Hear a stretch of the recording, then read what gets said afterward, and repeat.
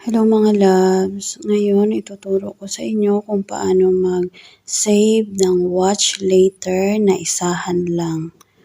Ang unang gagawin, pupunta tayo sa ating YouTube channel.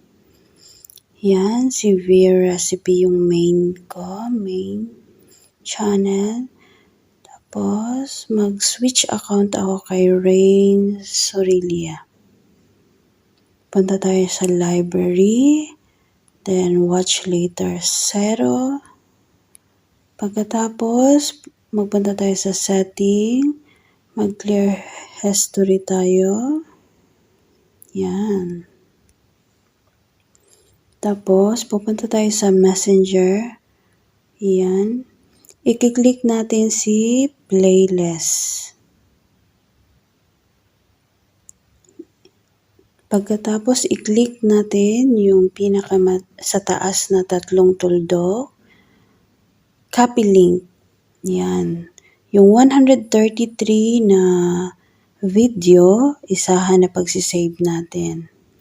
Pupunta tayo ulit sa ating Google Chrome. So, ganyan yung itsura ng Google Chrome natin. Pagkatapos, dapat desktop site, naka-check siya. Pindutin nyo yung yan. Then, switch account.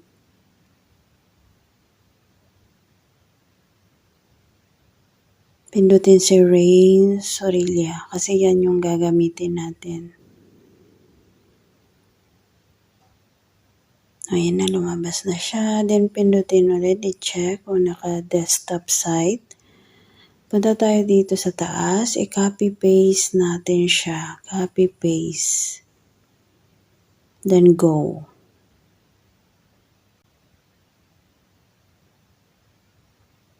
Ayan na.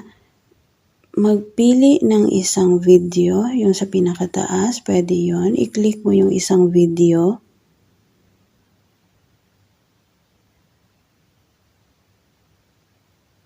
Rex, what's the plan? This is an important game.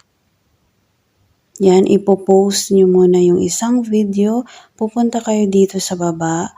Yung sa ilalim ng subscribe, may tatlong tuldok. Pagkatapos, pindutin nyo yung add to queue. Yan, add to queue. Tapos hintayin yan. Yan, lalabas sa taas yung save. Dito sa gilid. Pindutin yung save.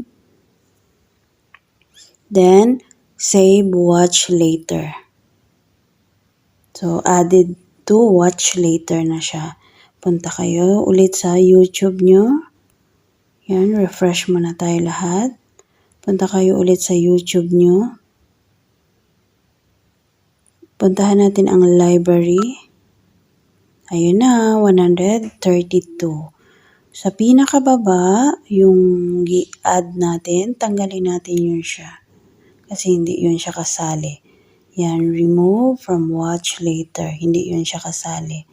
So, ganun lang kasimple mag-add ng mga videos. Thank you. Thank you mga my loves.